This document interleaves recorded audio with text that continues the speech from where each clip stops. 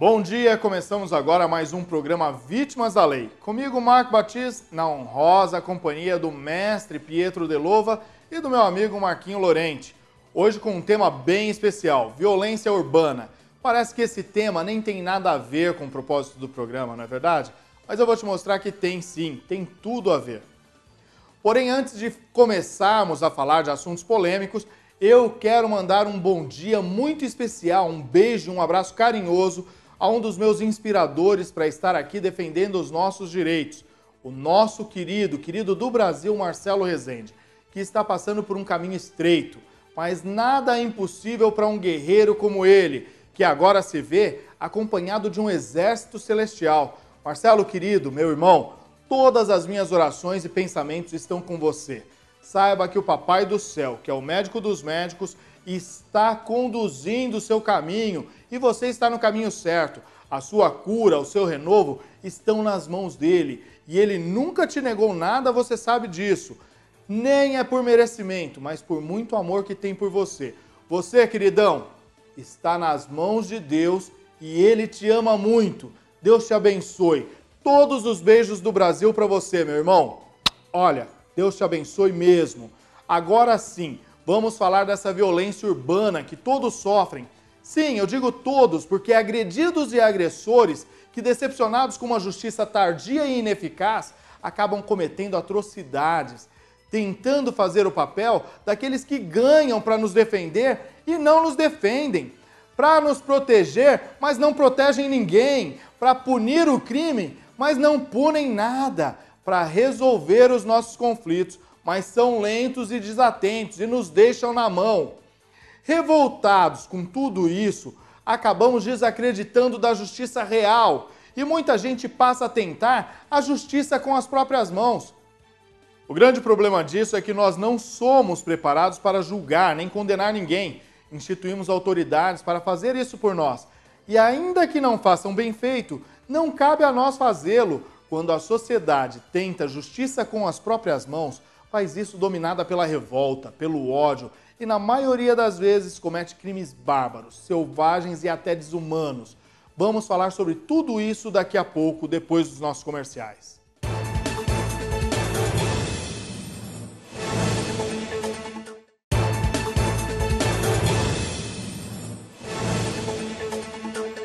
Voltamos e chegou o momento de falarmos sobre estes crimes cometidos por pessoas comuns da sociedade, que, cansados de esperar por uma ação justa do Estado, se aventuram em cometer atos heróicos, tentando banir o crime e puni-lo com suas próprias mãos. Aqui, no particular, quero deixar bem claro que não estou defendendo bandido, não. Eu também não gosto de bandido. Não tenho nenhum de estimação, muito menos políticos.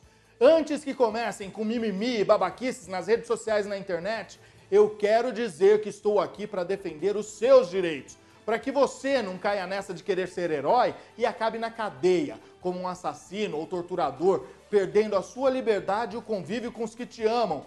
O cara é criminoso? Então chama a polícia para ele. Não saia você julgando, nem condenando ninguém. Nenhum crime justifica o outro. É isso, meu recado foi dado.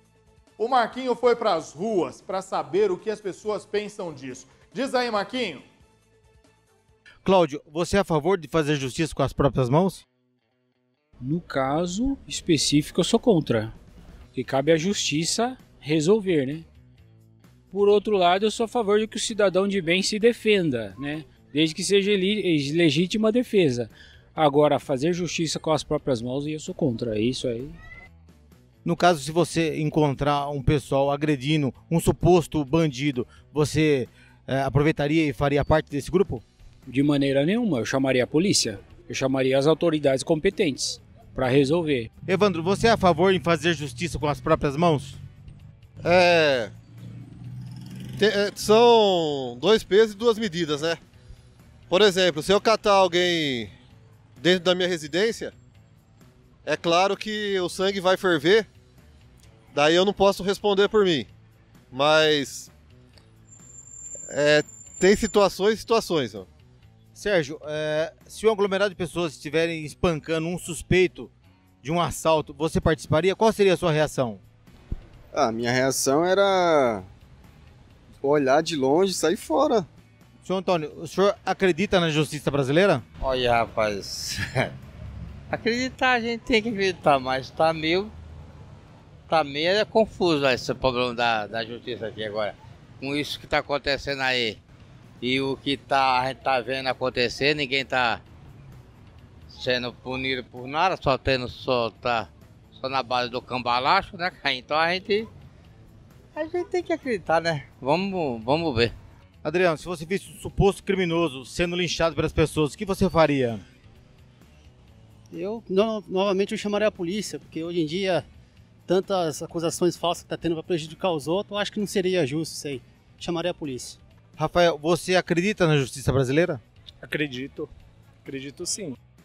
Você faria justiça com as próprias mãos? Não, nunca. Nunca, porque uma que eu não acho certo, contra as leis de Deus também, né?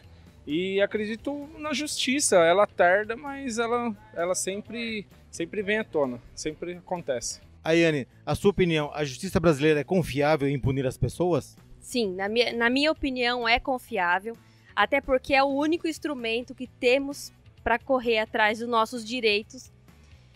Então eu acredito que sim, que é confiável sim. Tá. Você é a favor em fazer justiça com as próprias mãos? Não, absolutamente não. Não se faz justiça com as próprias mãos, até porque você pode estar cometendo uma injustiça porque você não sabe se realmente aquela pessoa é culpada. E se ela realmente for culpada, tem a justiça brasileira para punir ela. Não precisa de fazer justiça com as próprias mãos. Marquinhos, estamos vivendo um tempo em que está pior do que o olho por olho, dente por dente. As pessoas estão matando por fechada de trânsito, aplicam suas próprias leis e punições e sentenciam outras pessoas de forma injusta, desproporcional e, na maioria das vezes, selvagem e cruel. Eu quero saber do professor Pietro como ele enxerga essa moda de fazer justiça com as próprias mãos. Diz, por favor, professor. Mark, bom dia. Eu não posso concordar com essa expressão que você acabou de usar, justiça com as próprias mãos. Não porque vem de você, essa expressão está sendo muito comum. Todos estão usando essa palavra em vários casos que temos observado, que temos acompanhado. Não se trata de justiça com as próprias mãos, mas de vingança, de rancor, de ódio, ódio atualizado, é o ódio sentimento e o ódio concretizado, quando ele ofende a integridade física, a integridade moral das pessoas. Nós temos visto isso constantemente, todos os dias, diariamente. Seja em violências físicas, seja em violência moral, sobretudo aquela via internet. Talvez uma das explicações é porque nós perdemos o contato com as pessoas, nós perdemos a experiência com as pessoas. Nós enxergamos sempre uma imagem. É como se as pessoas não tivessem mais dor física, dor moral, dor social. Esta perda do ser humano vai levando a um processo pelo qual nós deixamos do lado as referências de respeito e de solidariedade. No caso das violências sociais, que nós observamos no meio social, as várias violências, os vários grupos de violência, me parece que é um processo de retorno à vingança privada, de grupos contra grupos. O mundo viveu isso, o Brasil viveu isso durante muito tempo, famílias contra famílias, pessoas contra pessoas, numa descrença absoluta do sistema jurídico, do sistema judicial. Então, eu faço esta ressalva que não se trata de uma justiça com as próprias mãos, mas se trata de uma ofensa imediata a partir de um rancor de todos contra todos. Não é exatamente o rancor da pessoa A contra a pessoa B, é de uma pessoa contra qualquer outra pessoa. Me parece que o ódio, o rancor, está no seu limite, bastando que ocorra um fato muito simples para que haja explosão desse rancor e isso se verifique a partir da violência física, da violência moral e da violência social, da violência institucional. E esse é o estado no qual nós nos encontramos atualmente. É isso. Obrigado, mestre. Mas não saia daí, porque volto a te chamar daqui a pouco. Claro que tudo isso é culpa da ausência de ações por parte do Estado, das penas reduzidas nos julgamentos de crimes e da demora da justiça. Mas não é por isso também que vamos nos tornar todos criminosos. Vou mostrar no próximo bloco o que essa vingança urbana, como diz o professor Pietro, tem causado na sociedade, tanto aos supostos criminosos, quanto a esses supostos justiceiros, os heróis da sociedade. Mas eu quero falar da promoção Banho de Loja Lemarque antes dos nossos comerciais. Anote os 3 números que estão aparecendo aí durante a nossa programação. Envie um WhatsApp para o número que está na sua tela e concorra a um banho de loja na melhor loja de moda masculina do Brasil. Já voltamos.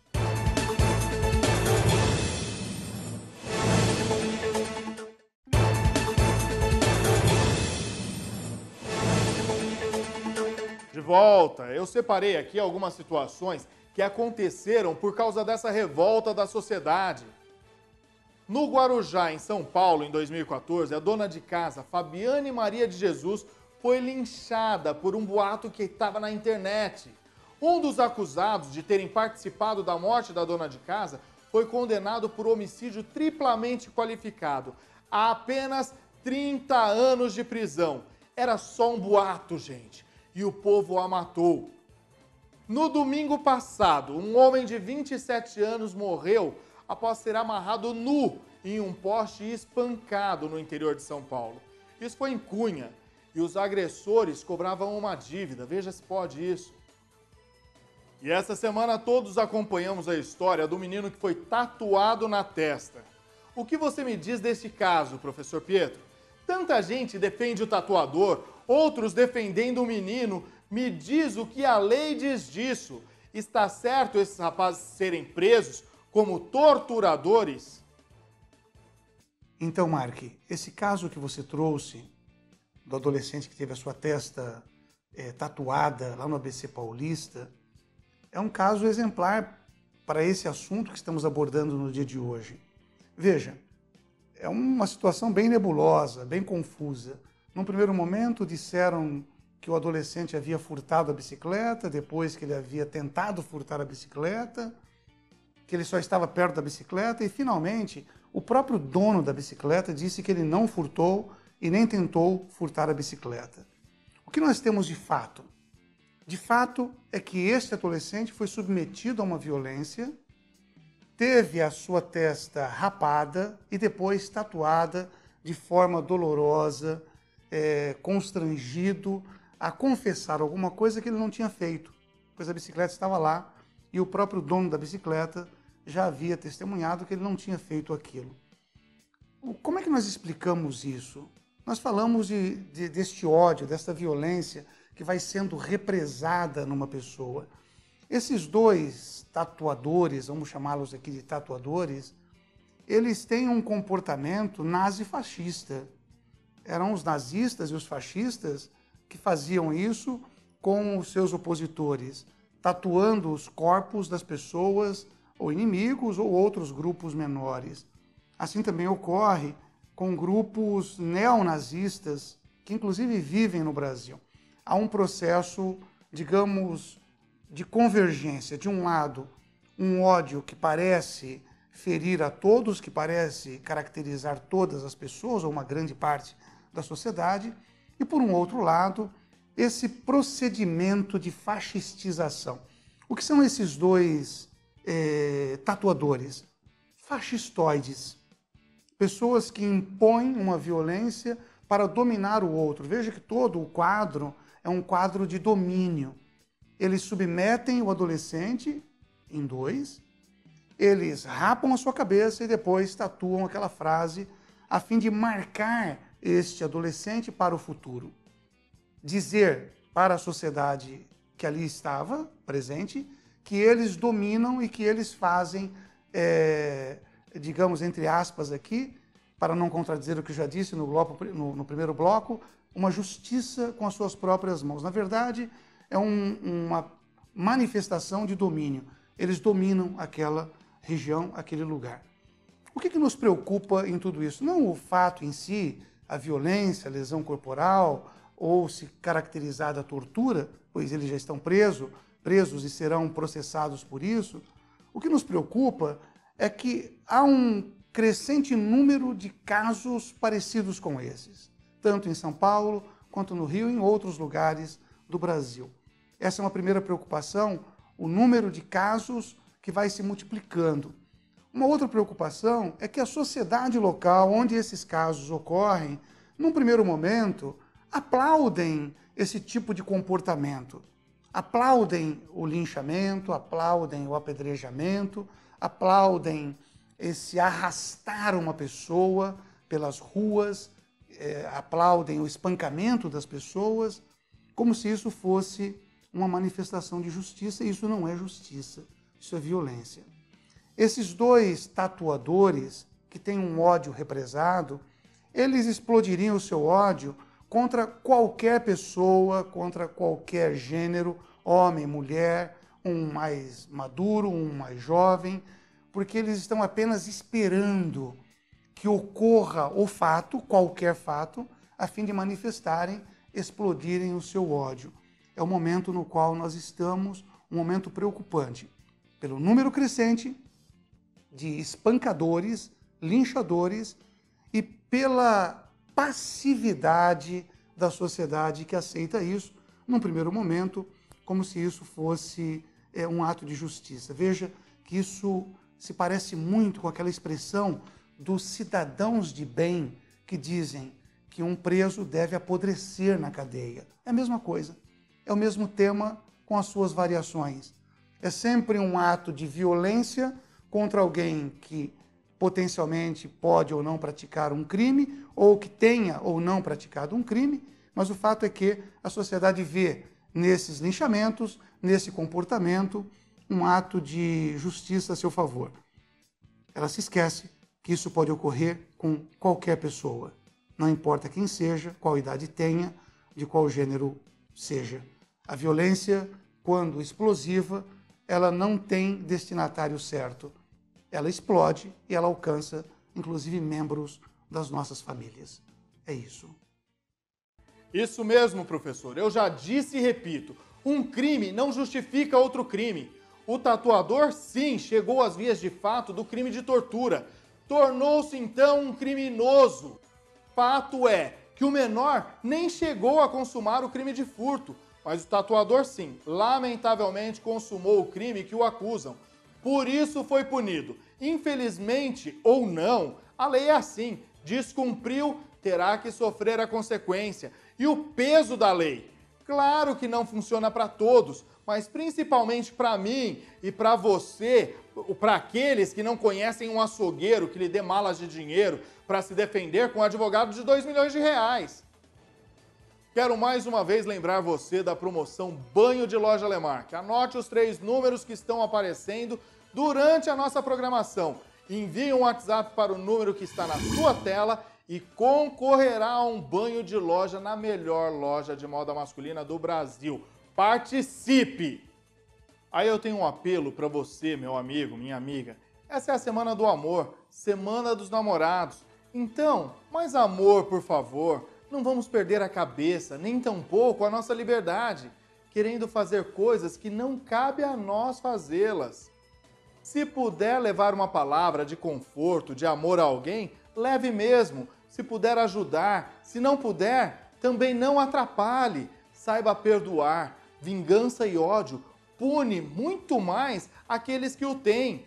Seja do bem. Quer ser herói? Ajude uma instituição como o Grendac, como os Amigos do Bem, que levam comida às crianças famintas do Nordeste. Ajude o seu próximo com uma palavra, com um abraço, com a sua companhia. Vamos começar a mudar a nós mesmos antes de querermos mudar o mundo.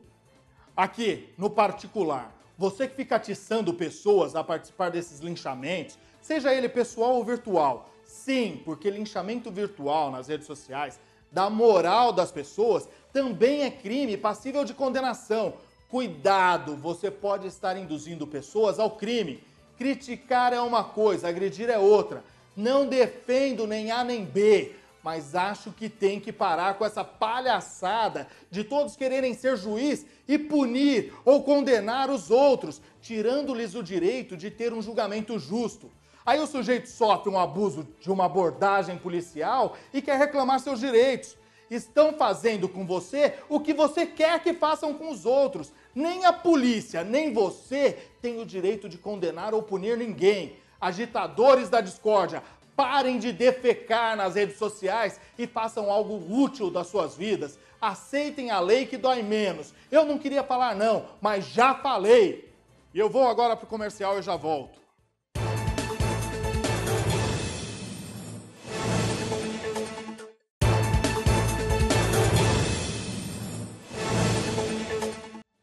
Voltei e quero dizer que é de deixar qualquer um de cabelo em pé. Os caras ficam na internet agitando e conduzem pessoas boas a participarem de selvagerias que não dá para acreditar que o homem seja capaz de cometer. Professor, você vê solução para isso? Mark, o que ocorre é o seguinte: nós vivemos em violência. A violência é parte integrante do ser humano. Heráclito, aquele pré-socrático, disse certa vez que a guerra é o pai de todos. Nós estamos nessa tensão continuada. Ocorre que num primeiro momento nós podemos fazer uma violência tribal e num segundo momento, numa sociedade politicamente organizada, juridicamente organizada, o Estado trouxe para si a responsabilidade de uma violência institucionalizada. O que significa dizer? O Estado prende, o Estado denuncia, o Estado processa, o Estado condena, eventualmente, e o Estado executa a pena. O Estado prende. Então, nós temos um Estado que faz este papel institucional da violência. Isso tem algumas funções. Uma delas é tirar da mão do cidadão comum a possibilidade de que ele pratique a violência, de que ele atire a pedra, de que ele responda pelas vias de fato. E segundo, para que haja um estado de educação social, ou seja, toda vez que se pratica um delito, um ato contra um bem jurídico, o Estado deve responder. O que nós temos observado? O Estado não responde. Quando responde, responde tardiamente. Vou dar um exemplo. Nós temos um político em São Paulo que durante décadas foi acusado, denunciado por corrupção. Ele veio a ser condenado agora, do alto dos seus 80 e tantos anos. Esta condenação, ela é apresentada como alguma coisa de ridículo. A sociedade não vê isso como sério. Então, as grandes autoridades ou as grandes figuras, quando praticam determinados delitos, crimes, desvios de recursos públicos e não recebem uma pena ou uma condenação, isso funciona para a sociedade como uma chave de leitura. A sociedade lê isso como? Da seguinte maneira: se ele pode fazer, sendo uma autoridade, sendo um juiz, sendo um político, um deputado, um senador, eu também posso. Nós tivemos um outro exemplo faz alguns dias. Existe uma avalanche de denúncias contra vários grupos políticos e houve um julgamento de improcedência da cassação de uma chapa que estava sendo acusada de desvios de milhões de reais do dinheiro público. Essa absolvição, digamos assim, aparece para a sociedade como um descaso. Outra vez, se os políticos podem praticar crimes e saem inocentados ou não são presos, então o cidadão comum se sente também aquele cidadão pouco esclarecido, que não está firmado num comportamento ético ou até moral, ele se sente autorizado também a praticar determinados crimes. Se as instituições não dão uma resposta para aqueles casos de violência, ou seja, não condenam alguém que pratica uma violência contra um bem público, as pessoas comuns se sentem no direito de praticar a mesma violência. Violência que já está nelas. E que agora, sem esta percepção de que haja uma sociedade politicamente organizada, juridicamente organizada, que dê uma resposta, esta pessoa permite-se a experiência da violência, praticando um ato de violência. É isso. Até sábado que vem. Muito obrigado por suas orientações de hoje, professor Pietro. E é isso aí. Nos próximos programas falaremos de mais casos da lei que punem a sociedade. Por hoje é só. Um final de semana de muito amor para você. E se quiser enviar uma denúncia, envie um e-mail relatando o seu caso, que o programa Vítimas da Lei está aqui para defender você. Até o próximo sábado.